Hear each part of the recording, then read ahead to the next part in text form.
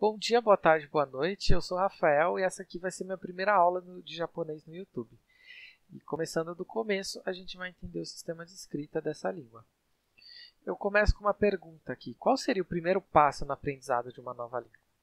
E pelo próprio título do capítulo, você pode perceber que vai ser o sistema de escrita. A gente está acostumado a aprender línguas que usam o mesmo alfabeto que a gente, né? Como inglês, espanhol, francês, italiano. São línguas que usam o mesmo alfabeto que a gente, falante de português, estamos acostumados. E a gente acaba esquecendo dessa parte fundamental do aprendizado de uma língua, que é entender os símbolos que vão representar essa língua. E eu deixei como exemplo aqui o russo, árabe e coreano. São 3 línguas que usam símbolos diferentes do que a gente está acostumado, que se a gente fosse aprender, a gente teria que entender esses símbolos para conseguir representar essa língua no papel. E no caso do japonês não é diferente. Todo mundo sabe que a língua japonesa tem vários símbolos que não são nem um pouco comuns para nós falantes de português usar. Então, a língua japonesa possui esses 2 silabários que eu estou mostrando na tela, que é o hiragana e katakana. O hiragana ele é um silabário mais redondinho, mais fluido, enquanto o katakana é mais reto, mais pontudo.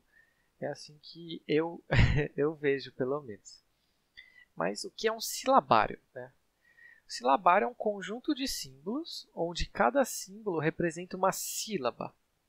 E não um som que vai se unir a outro som para formar uma sílaba, né? Então, se a gente tomar o nosso alfabeto como exemplo, eu poderia pedir para você pronunciar essa palavra. E você pode até falar, essa pronuncia C, mas não.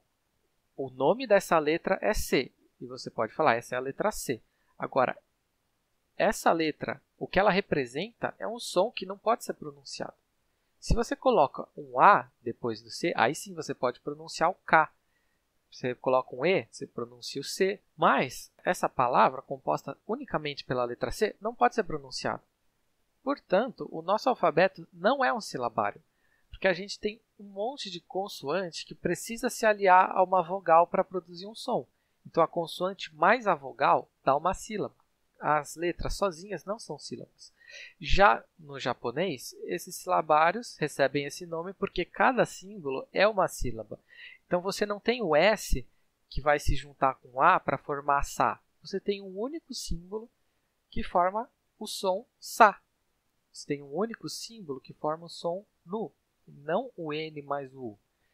E da mesma forma no katakana e no hiragana, que são silabários irmãos. Ou seja, todo símbolo presente no hiragana tem a sua contraparte no katakana, certo? E por que 2 silabários, né? Não podia ser um só? O hiragana é utilizado para escrever as palavras de origem japonesa, enquanto o katakana escreve as palavras de origem estrangeira. Então seria como se no português a gente tivesse que escrever shampoo, skate, mouse, feedback. E todas essas palavras que a gente importou de outras línguas, né, principalmente do inglês, seria como se a gente escrevesse elas com um alfabeto diferente, que seria usado só para palavras de origem estrangeira, que é isso que o japonês faz. A gente não faz. Essas palavras a gente tem que escrever em itálico. Mas, de qualquer forma, ter 2 silabários, 2 conjuntos de símbolos, não é algo tão diferente do português. Porque aqui a gente também tem 2 símbolos, ou até mais para cada letra, né? A gente tem as letras maiúsculas e minúsculas, e também as letras cursivas e as letras não cursivas. Então, de qualquer forma, para a gente é super natural perceber e identificar o A maiúsculo, minúsculo, cursivo e não cursivo como a mesma letra. Mas para alguém que não conhece o nosso alfabeto, também vai ter que decorar 2 ou mais símbolos para cada letra. Então, nesse quesito, não é tão diferente do português. Então, antes da gente começar a mostrar esses símbolos e estudar e entender seus sons e etc., queria dar algumas dicas de como escrever em japonês, né? Eu acho essencial que você compre uma caneta hidrográfica específica para escrever japonês. Isso você pode encontrar no Google, tranquilo, é só você pesquisar caneta hidrográfica para caligrafia japonesa, que você encontra diversas marcas. Na falta dessas canetas, é melhor você usar lápis do que uma caneta esferográfica, da que a gente está acostumado, mas eu acho essencial você comprar uma caneta de caligrafia japonesa, que custa em torno de R$ 30, não é tão caro. E existe também os cadernos para treino de caligrafia japonesa, que são bem baratinhos também, em torno de R$ 5, mas esse eu já não acho tão importante assim. É legal, se você puder comprar, ótimo, eu recomendo, mas não acho tão importante quanto as canetas. Então agora a gente vai começar a estudar o hiragana, porque ele é o silabário mais utilizado. Como o katakana escreve só palavras de língua estrangeira, ele é menos utilizado. Então a gente vai começar pelo hiragana, entendendo sua escrita, sua pronúncia e obviamente sua leitura também. Começando pelas vogais. Então essas são as vogais do japonês. O japonês só tem 5 sons de vogais. O português tem 8. Né? Ah, mas a gente só tem A, I, O, U. Tá, mas a gente tem 3 dessas letras que podem representar 2 sons. Né? No português, o A pode ser AN, o E pode ser E, O pode ser O, então já totaliza 6, aí sobra I e U, totalizando 8 sons de vogais. O japonês não, ele só tem 5. Então, as 5 vogais são A, I, U, E, O. Tá? Não existe AN em japonês. Não existe O em japonês. Agora, o E vai depender um pouco do sotaque. É uma tecla que eu sempre bato nas aulas, é que você precisa ouvir os nativos falando para você conseguir entender a pronúncia e saber exatamente como que você deve falar. Porque eu falando para você, eu ouvi o nativo falando e reproduzo. E é claro que eu vou reproduzir um pouco diferente do nativo. E se você ouve só eu e tenta reproduzir, você vai reproduzir também um pouco diferente de mim. E fica como se fosse um telefone sem fio. Cada vez um pouquinho mais diferente. Então, ouça nativos falando para você entender certinho a pronúncia. Me use como base. Me use como introdução a esses conhecimentos. Mas use os nativos, consuma conteúdos em japonês para você conseguir entender essa pronúncia. Então, voltando, o E, geralmente ele é falado como E mesmo. E. Mas, a depender do sotaque, ele pode andar um pouco mais aberto, mais mas nunca chega a ser um abertão, assim, Mas ele acaba variando de um E mais forte para um E. Então é coisa que você precisa escutar os nativos. Na dúvida, a maior parte do japonês fala E. Então, esse é o som que eu quero que você fale, pelo menos no começo.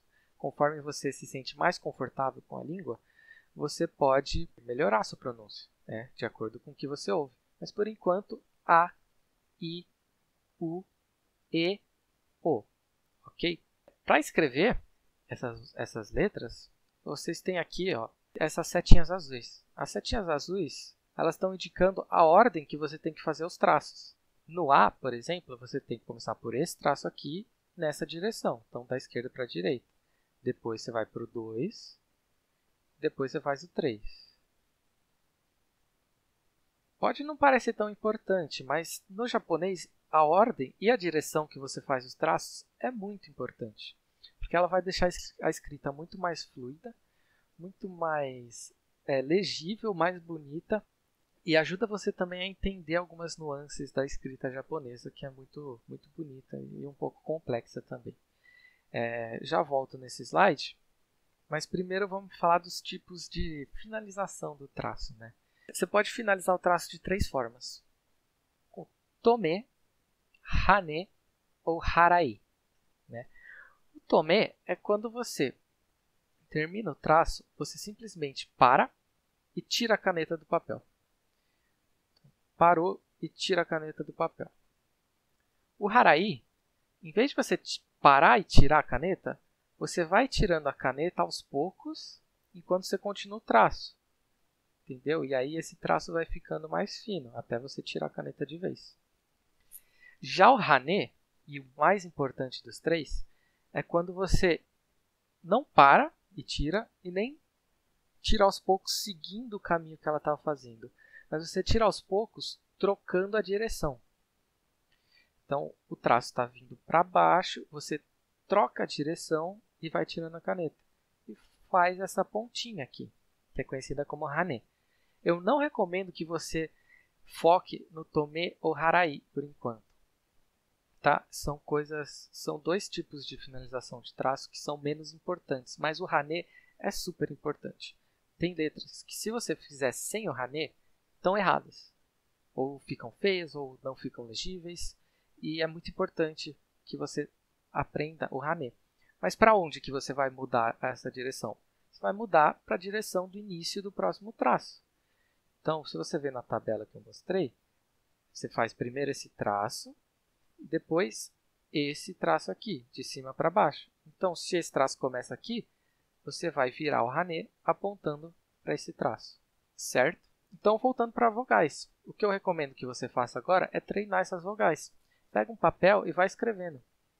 Escreve várias vezes até você se sentir confortável e também memorizar essas letras, né? Infelizmente, o aprendizado de uma nova língua costuma ter muita decoreba, né? Você precisa memorizar isso. Então, como dicas, né? Preste atenção nos hanês, eles são muito importantes. Siga a ordem e direção dos traços indicados pelas setas azuis, mesmo que você não tenha entendido por que ela é importante, aceita que é importante e siga essa ordem, né? Todos os caracteres japoneses ocupam o mesmo espaço, que é o espaço de um quadrado. Então, tenta desenhar eles do mesmo tamanho. Isso é diferente do nosso alfabeto, que a gente tem a letra I, que é só um risquinho, e a letra O, que é bem maior. Lá não, todas as letras têm que ocupar o mesmo espaço. A memorização só vem com muita prática. E para entender a pronúncia, como eu já falei, ouça nativos falando. Consuma conteúdo japonês, seja séries, animes, filmes, músicas, canais no YouTube, documentários, qualquer outra coisa que você gostar. E a partir daqui a gente pode continuar o nosso estudo do hiragana. Aqui a gente tem a coluna do Ka. Como eu falei, as letras do silabário japonês representam uma sílaba. Então aqui a gente tem as sílabas Ka, Ki, Ku, Ke e Ko. Então lembra, a gente tem aqueles 5 sons de vogais que eu mostrei. E eles que vão estar presentes nas colunas que tem a consoante embutida, né? Então, se eu falei que as vogais são A, I, U, E, O, não tem porquê aqui na coluna do Ka ser Kan, Ki, Ku, Ke e Ko. Não, é Ka, Ki, Ku, Ke, Ko. Então, tenha isso em mente. Eu deixei aqui a letra Ki de uma forma diferente e eu vou fazer isso com todas as colunas quando tiverem letras que tiver uma versão diferente, né? Então, o Ki ele pode ser feito aqui em 3 traços, como está falando. Então, 1, 2, 3 inteiro. Ou ele pode ser feito em 4. Você faz 1, 2, 3. E aí você tira a caneta do papel enquanto está fazendo esse movimento e bota de novo aqui e termina. Isso mostra um pouco da importância também de seguir a ordem dos traços, seguir a direção dos traços e do hane, né? O hane antigamente era um rastro de tinta que ficava no papel quando as pessoas escreviam com pincel e tinta. Hoje não se escreve mais com pincel e tinta, mas o hane foi mantido por questões estéticas. E é muito importante que se mantenha, certo? Então aqui você pode ver um hanezinho aqui. Ele está apontando para onde? Para o próximo traço. Então você vai fazer o mesmo movimento. Essas duas letras aqui, você está fazendo exatamente o mesmo movimento. A diferença é que aqui você tira a caneta do papel enquanto você está fazendo esse movimento e bota de novo. Entendeu? Então a gente tem muito disso no japonês. Variações que nada mais é do que você tirar a caneta do papel em determinado ponto. Mas o movimento que você está fazendo é o mesmo. Certo? De resto, tudo certo. Ó.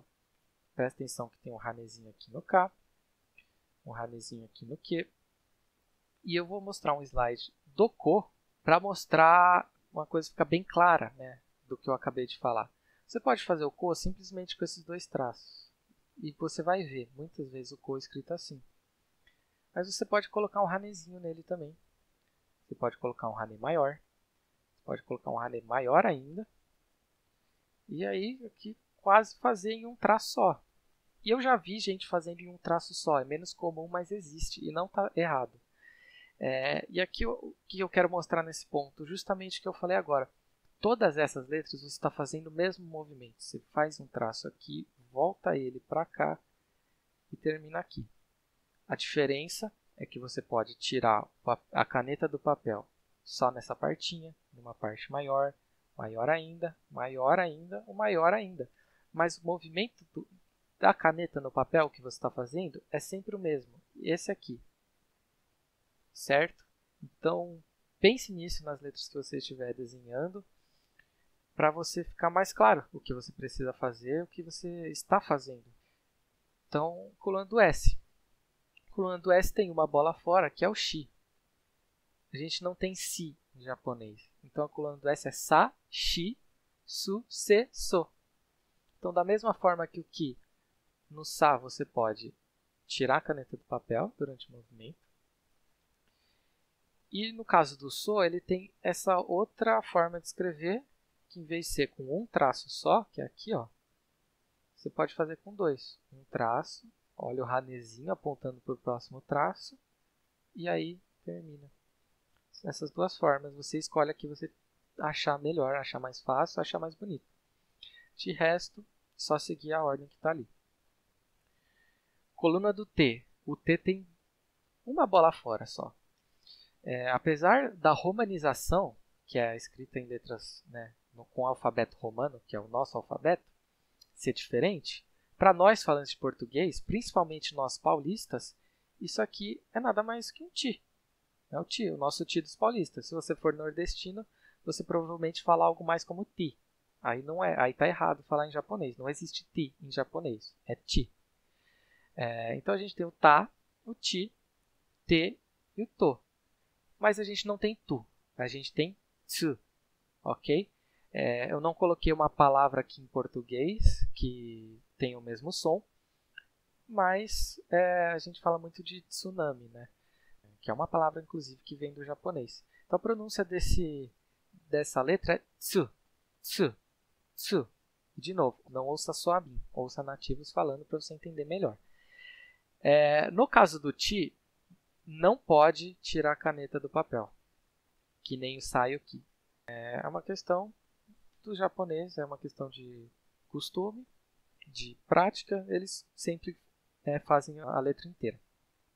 E no caso do tá, você pode perceber que isso aqui é um ko pequeno. Então, o tá é nada mais do que esse símbolo aqui, mais um kozinho pequeno.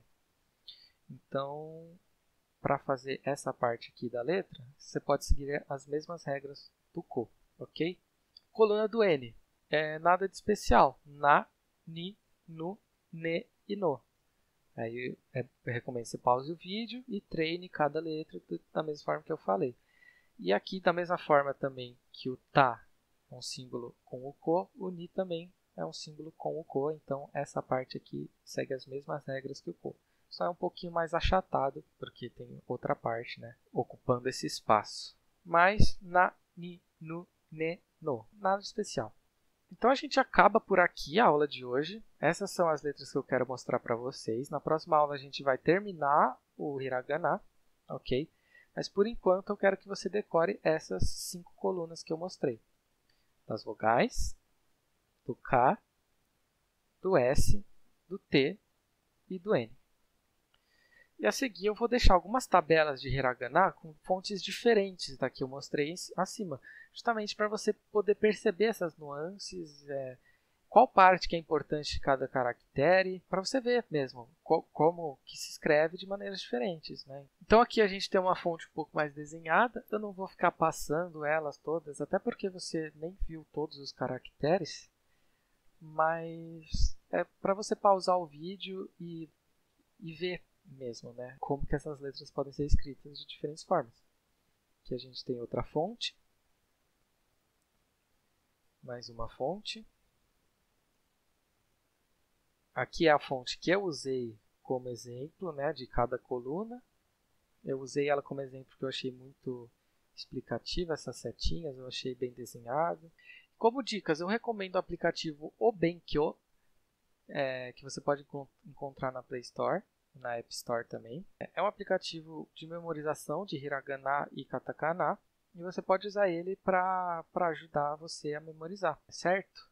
Então, qualquer dúvida vocês podem deixar nos comentários. Até mais, eu pretendo fazer essa série por bastante tempo. Eu já tenho mais ou menos umas 10 aulas preparadas e pretendo preparar por volta de 100 aulas, para você começar desde o básico até o intermediário, até o avançado, podendo aprender japonês de graça. E qualquer dúvida você pode deixar aqui nos comentários, ok? Até mais, a gente se vê algum dia.